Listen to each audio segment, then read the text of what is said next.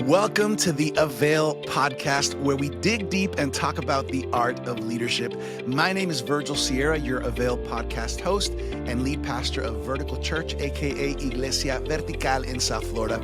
Today, we're sitting down with Pastor Danny Anderson.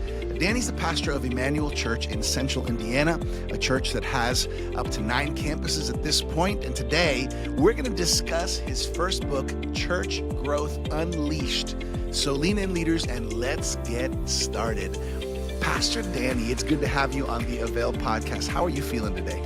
Thank you very much for having me. I feel great. I feel honored to be here and ready to dive into some leadership conversations. It's one of my favorite things to do. Yeah, agreed. You and I share that. It is one of my favorite things to do. Before we jump into talking about your first book, Church Growth Unleashed, share a little bit about yourself so our AVAIL audience can get to know you.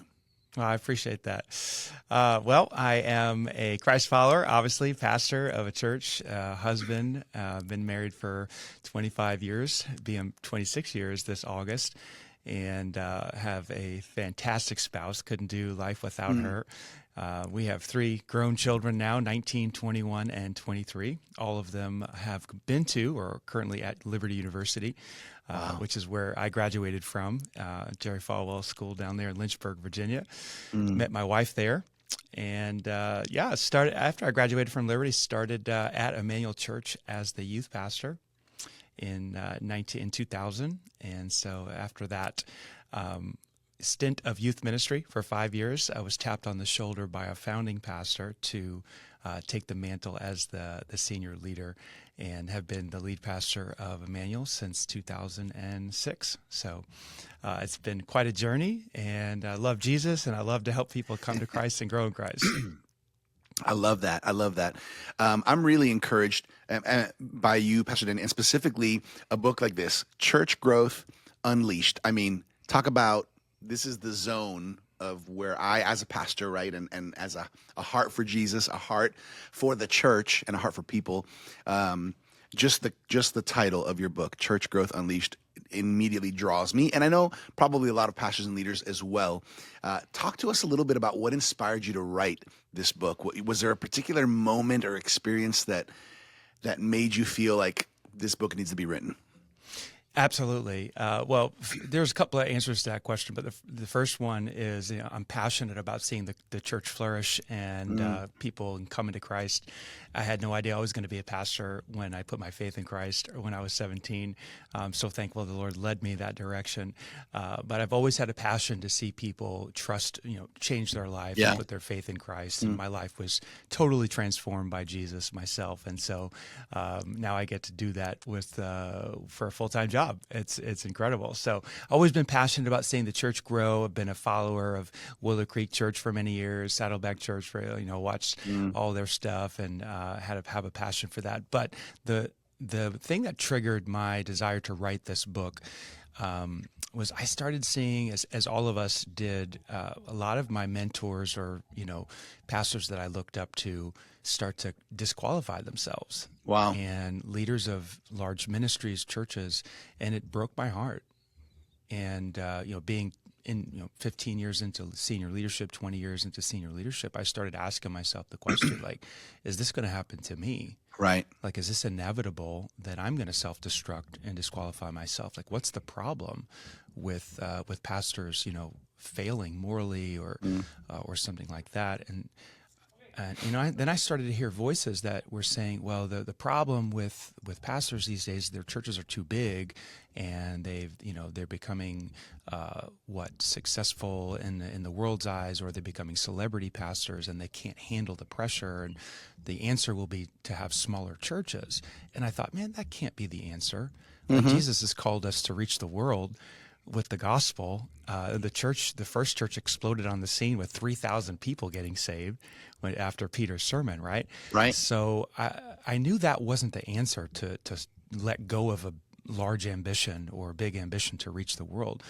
And so I started to realize, as I'm reading and seeking the Lord, that the answer is really internal. The problem we're having is that our our souls are not developed in such a way that can handle Mm-hmm. larger ministries or larger church growth. And so the book is really about how do you do both of those things? How do you Mm. reach large amounts of people with the gospel, but yet also do it without losing your soul? Mm. That resonates with me because I remember finding myself at certain times seeing and hearing some of these stories. Here in South Florida, particularly, there was a season, a span of 10 years where a significant number of Mm. widely known and respected pastors really made some bad decisions, poor choices, and it really took a toll on the church and people and faith. And so I think what you're saying, what you're talking about, what drove you to write this book is something that resonates a lot with me. And then the idea and the reality that um, that God wants His church to grow, and there are so many people Mm. who need Jesus. Where you know, I do believe that not every church is called to be the same or even have the same capacity. At the same time, I believe that the heart of the Lord is to reach more people. And so you kind of land on this kind of the issue of maybe a neglected soul being the Hmm. culprit of a lot of these stories where pastors, really have a downfall. But you believe pastors can have a healthy soul and grow their church. Can you unpack that a little bit for us? Yeah, you think about when you want to build a large structure, or if somebody wants to build a skyscraper. It's a great idea, but in order to do that, you have to go deep. You have to Hmm. go deep into the ground and have a foundation that can hold up a structure, a larger structure.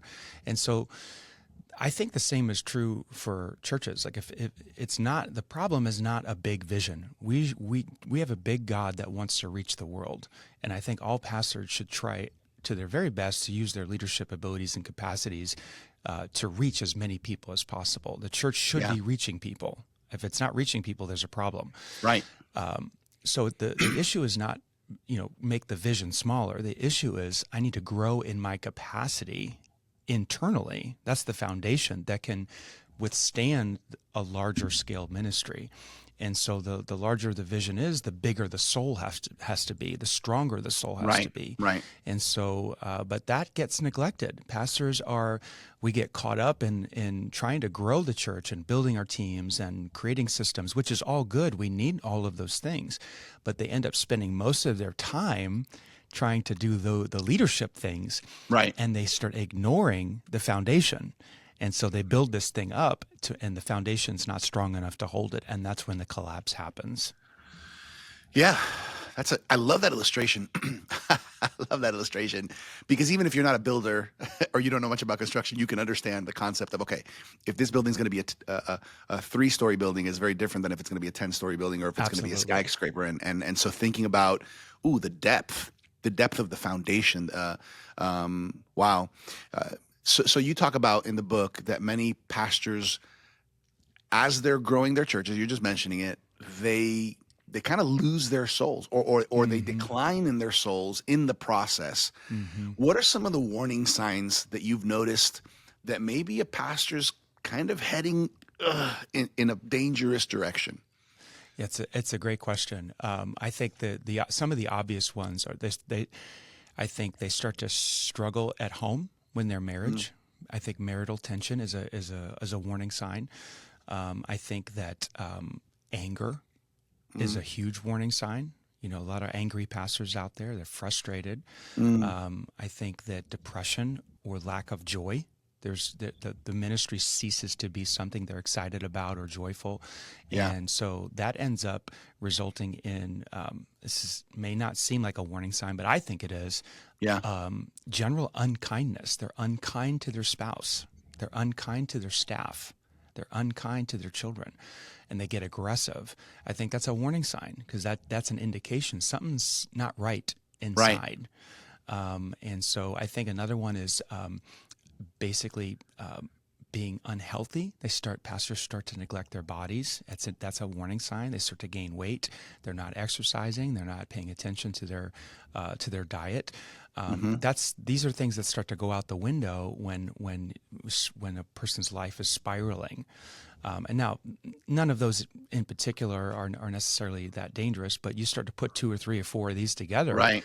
and you got to, there's lights going off there saying, hey, there's a problem inside of us. But I think anger, I would say, if I were to put my finger on one in particular, is anger and also just unkindness, some narcissistic tendencies, like this is about me, and you start looking at people as players on the board, on the court, that you can move around to achieve your goals, all those kinds of things. Yeah, as you're saying that, I can't help but think, as a pastor and as with a church that's been growing throughout the years, I think sometimes even success can if not well founded, can open the door to thoughts and, maybe I deserve to take it easy and do this, or people don't understand what I'm going through. Not to mention, we're helping people, we're solving problems, we're building a staff, and I think it could lead to some of that, some of those narcissistic tendencies or unhealthy decisions. So on the practical side, Pastor Danny, I love practical. I love practical help and teaching as well. What practical habits have you found? Maybe do you even mention in your book as far as that can be essential for maintaining a healthy soul while leading a growing church? Okay, because you've been walking through this for many years, and you've the Lord put this on your heart. You've written a book about it. What do you find, whether it's you've learned and put it into practice, or you've seen others, practical habits that help you maintain health in your soul while growing the church? Yeah, I think it's absolutely critical for pastors to get serious about their Sabbath, a 24-hour period where they are not producing or working, and they are not available. Unless someone has died or the church is on fire, they're not available. And I would say that the practice of Sabbath, for me, I take my Sabbath on Fridays, and because obviously we're working on the weekend. But Friday's my Sabbath, and that is sacred to me. And I spend time working on my soul and filling my day with joy and spending time with my wife and my children. And so that one is critical for me. It's life-saving. I would say 25 years into senior leadership, Sabbath has been the number one discipline or practice for my soul. But the other one right behind that is my daily time with God. And I know we talk about this a lot as pastors and preachers, but I find that most pastors struggle to have a robust time with God. And so when I say that, what I'm saying is getting alone with God every single day for, I would argue, at least an hour, where you are meditating, reading scripture, praying, worshiping, confessing your sin, opening up your heart to God. Psalm 139, search me, O God, and know my heart. Put your finger on anything in me that is not right. Confessing, that is critical, not for sermon preparation. Right, not for ideas for sermons, just for you and God, walking with God every day. I would say that's a critical one. I would also argue that friendship is absolutely essential, and it's a challenge to have friends as a pastor, and I understand that, but I have some core friends in my life that I meet with every single week, and I don't pastor them. I am their pastor, but I don't pastor them. We do life together. They have permission to speak into my life. I have permission to speak into their life. They encourage me, hold me accountable. And a lot of pastors, what I have found is that they don't have this group of people, 2, 3, 4 guys to walk with. And so they're in isolation. And a pastor that's isolated is vulnerable. So I would say the practice of having friendship. I would also argue that being physically fit and having a regular workout or routine. You say, well, that's not really spiritual. Oh, I would argue it is. I believe it's a keystone habit that triggers other habits. And that if you take care of your body, you're going to take care of your soul. And so I think it's all tied together. And so being physically fit, having a regular workout routine, having a very strict diet, not perfect, but a very strict diet, I think is very important. So those are four things that I would say are critical for a healthy soul. There's some others we can chat about. We can talk about hobbies and some other things. Yeah, I like that, and I think I think as much as these and these are practical, and as much as we would probably know that these are the right answers if we're asked the question, it's one thing to know the right answer, but it's another thing to actually embrace it. I remember I'm so thankful to the Lord. The year before we were given the responsibility of taking over the church that my parents planted, I remember that a church blessed us with a 1 week kind of Sabbath rest, and all they did was teach us and encourage us to learn and embrace Sabbath. And we always read about Sabbath in the Bible. We always said, that's but we had never really, my wife and I had never really embraced it as a life principle every week. This is what it is, and this is what it means, and then learning from some great pastors and leaders out there, like Pete Scazzaro, right? You stop, rest, delight, worship. Lance Witt, like just reminding us these principles. So I love that you're bringing that up. You mentioned a little earlier when we talked about some of the signs that sometimes the demands of pastoring can lead to brokenness in families, maybe even resentful spouses. What advice do you have for pastors? And I'm sure you probably talk about this in the book, but what advice do you have for pastors who maybe are having that struggle or that tension between ministry demands and being present with their family, especially, there's different seasons of family and, and ages of kids and all that, but still, what advice or what tips can you talk about that? And there's different seasons in church. I mean, there's growth seasons, there's building seasons. So, yeah, that is a dance for sure. Here, what I would say is, first of all, this because you're pastoring. You don't do podcasting for your job. I mean, you do it, but you're pastoring a church like I am. Yeah. And the demands and the work is never over. Never. It's never done. There's always 5 things left to do or people to call. And so I had to make a decision years ago that I'm going to let that go. I'm going to do as much as I possibly can, but then when it's 5 o'clock, I'm going to let it go. I'm never going to get it all done. And if I have to make a choice between the church struggling or my family struggling, I'm going to let the church struggle. Now, in order to do that, you have to be all kinds of secure in who you are and your identity as a Christ follower and not getting your value from Jesus and not the church. And so I worked all that stuff out in my soul. And that goes back to having a healthy soul. And so I was able to say, you know what? The church is going to struggle. I'm going home. I'm not going to be able to get that done.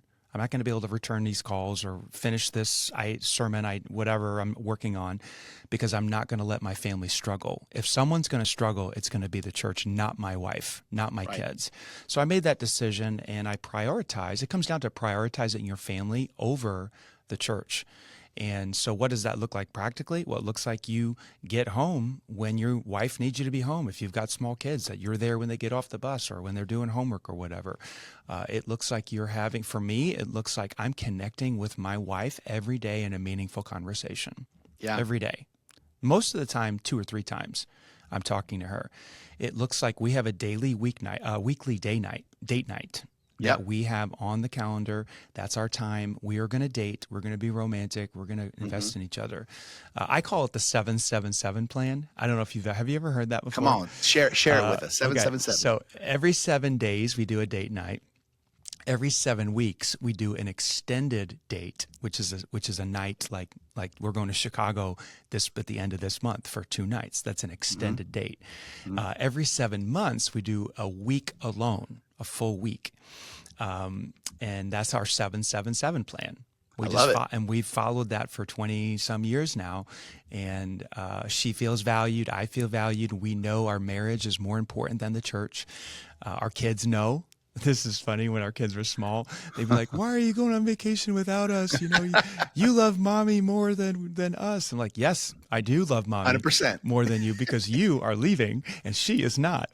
Yeah. And so we got all that worked out, and they're thankful for that, and that they've learned huge lessons by seeing us do that. But so the 7-7-7 plan works fantastic for us, and then just committing to be at your kids' events, games, their programs, Yeah, whatever they're that's involved good. in.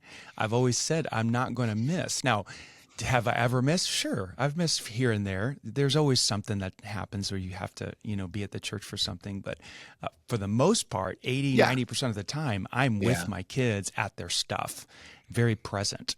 And so it just comes down to prioritizing your Yeah. family over the church.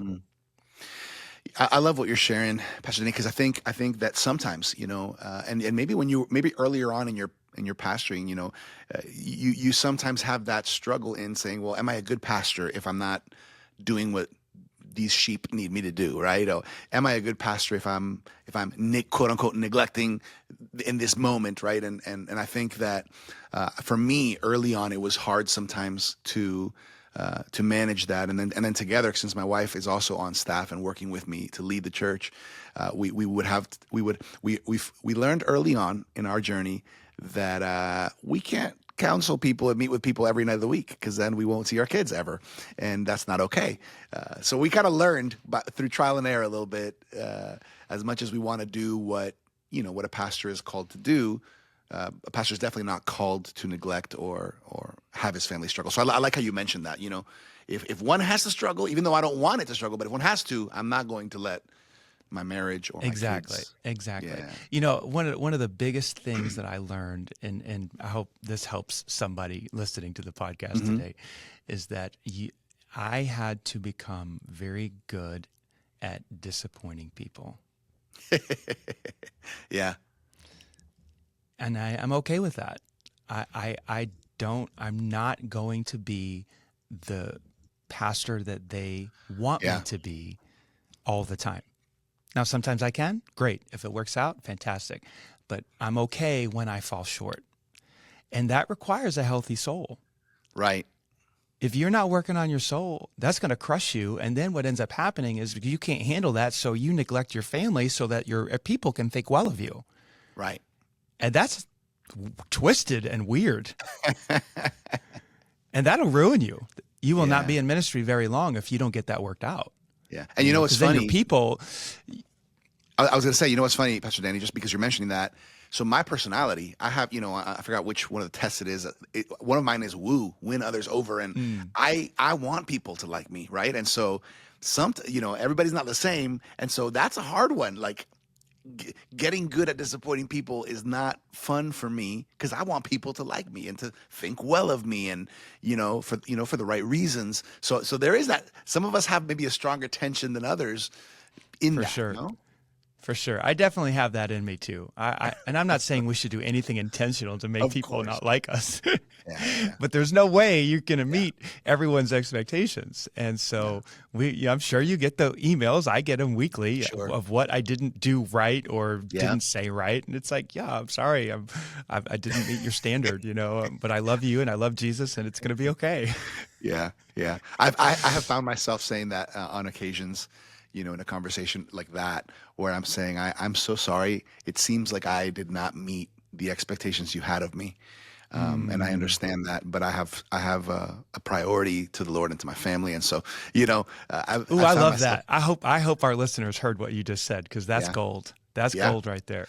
The more you walk, the more years you walk leading and pastoring, you start learning some things. And so everything you're saying is clicking for me on a lot of things. I want to take a step back on something you mentioned, which is sometimes pastors struggle developing good friendships. Which, by the way, you're mentioning this is a key for having a healthy soul. Why is it that so many pastors struggle developing good, close, kind of life-giving and walking in life friendships? Yeah, I've thought a lot about this and had to struggle through this for years. I was at a spot one time where I would been burned. I was burned a few times. Like, you know what? I'm just not going to do it anymore. I'm not going to get close to anybody, because it's just not worth the risk. And so I've pushed through that, thankfully. Thank God. I think it saved me in ministry. But I think there's this pressure on pastors that we're always on, that we're on 24/7. I mean, when can we say, well, I'm not pastoring right now? That's just not an option. So in a very real sense, like we are always pastor. We're always pastor. Right. And so, being in a friendship with someone and always feeling that pressure that, okay, I'm your pastor. Am I pastoring you right now? If we're hanging out, am I pastoring you, if we're watching a basketball game, and am I pastoring you? If we're playing basketball together, am I pastoring you? If I see you in the supermarket, am I pastoring you? That's definitely a pastoral moment, the supermarket.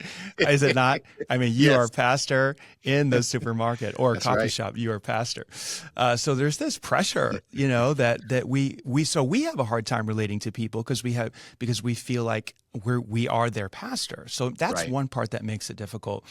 Another part is that people have these super high expectations of us. It's kind of like when you used to see your teacher when you were in third grade, and you see your third grade teacher in the supermarket, and you're like, "What are you doing here?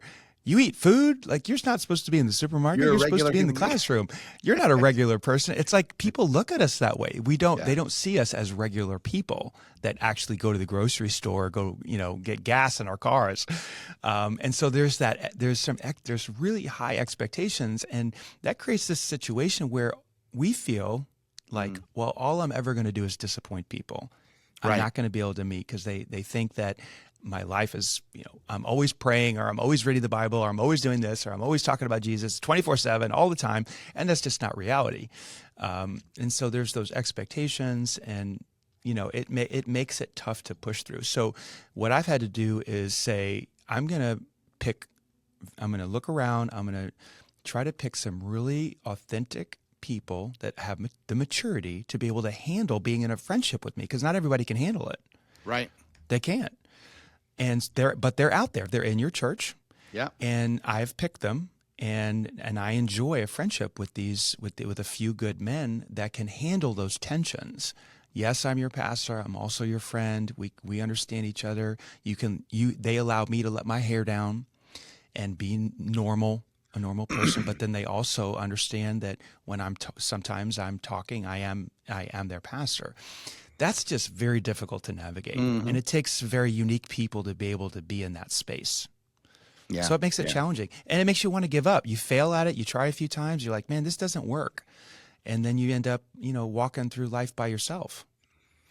Yeah, I found myself in a few conversations with pastors along the journey that still have a hurt from somebody who really, whether it was a betrayal, whether it was a rough, leaving and taking people with them, and then that can become, you mentioned that it can become a hurdle, or it can become an obstacle into even wanting to get close or let people in.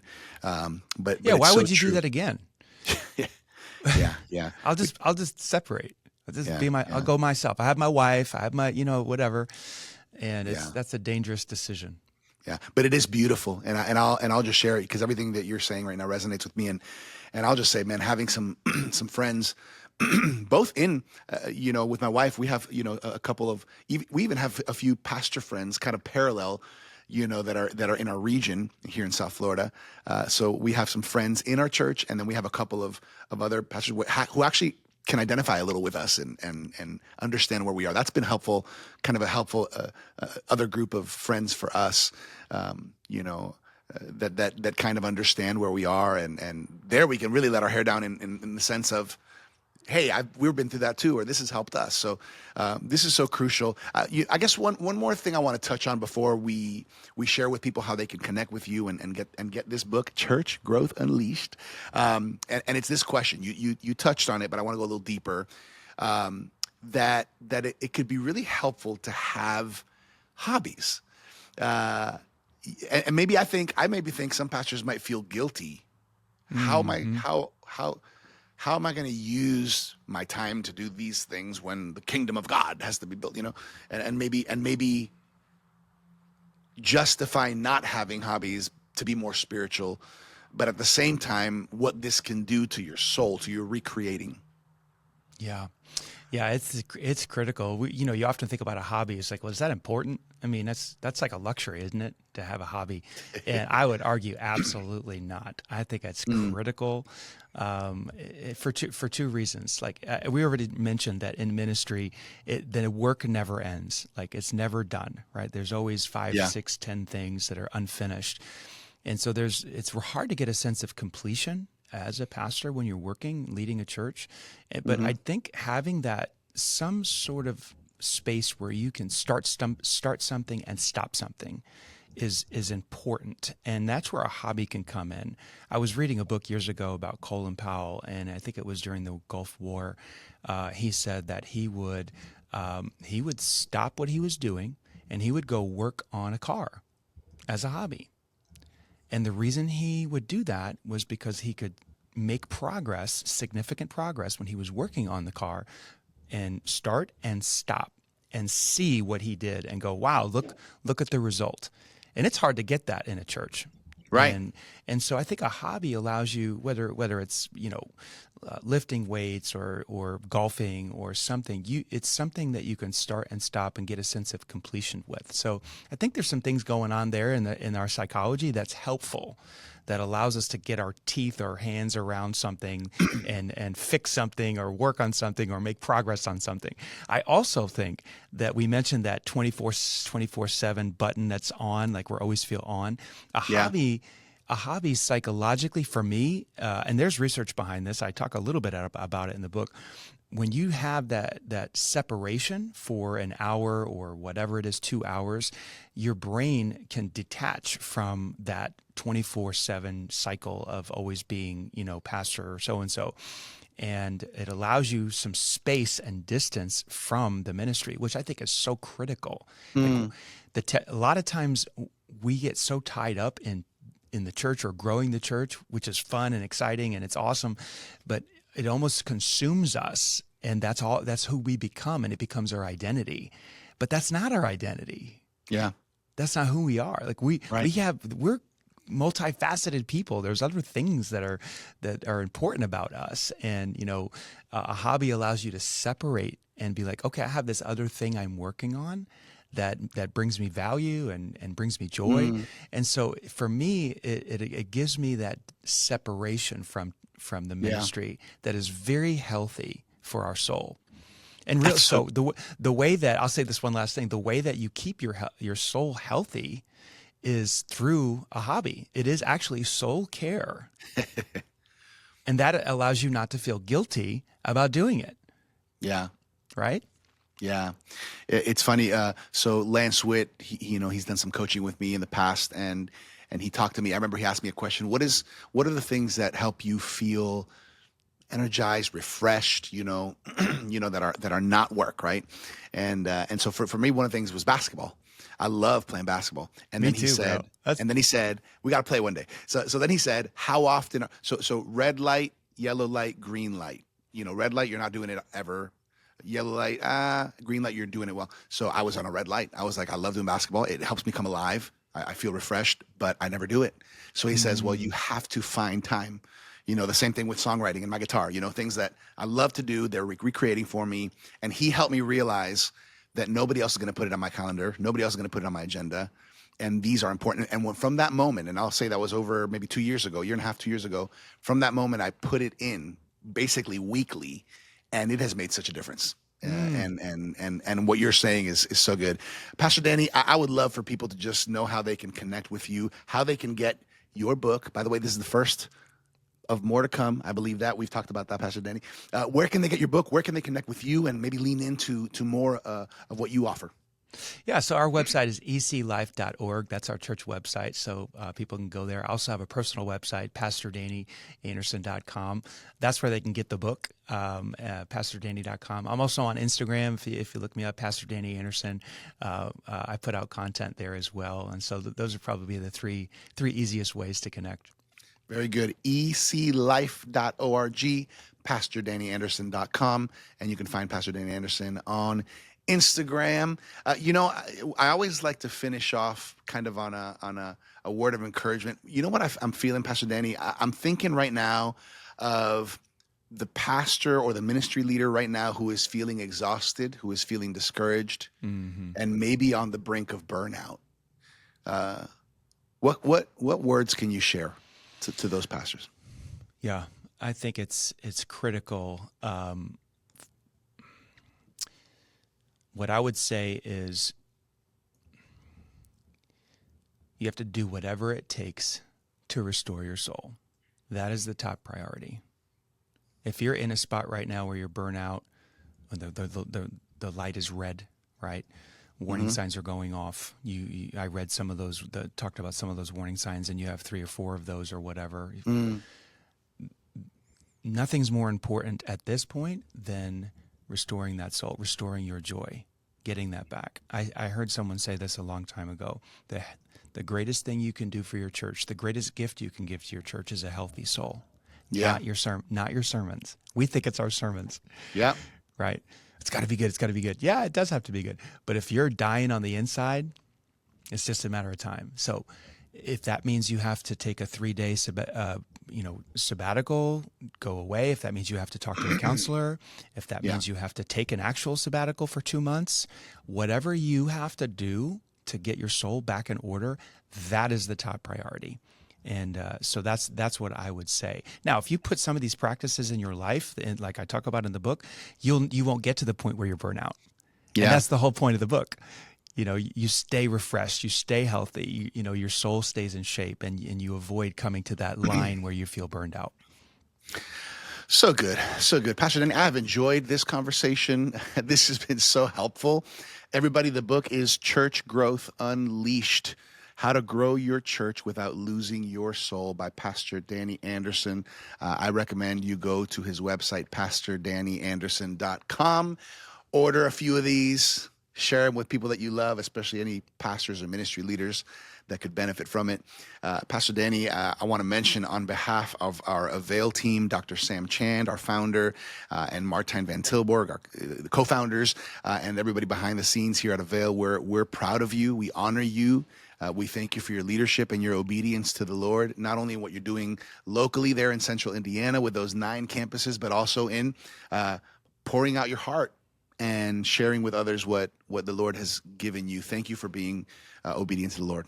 Well, thank you. What a joy to be here with you. And kudos to you for just pastoring your church as well. And I have a new friend, a new partner in ministry. So what a blessing this has been. That's right. That's right. Hey, we could talk church growth. We could talk family. And now we could play basketball. I love this. Yeah, baby. I love it. We bless you, brother. We're thankful for your life. Hey, everybody. Thank you for joining us for this episode of the AVAIL Podcast.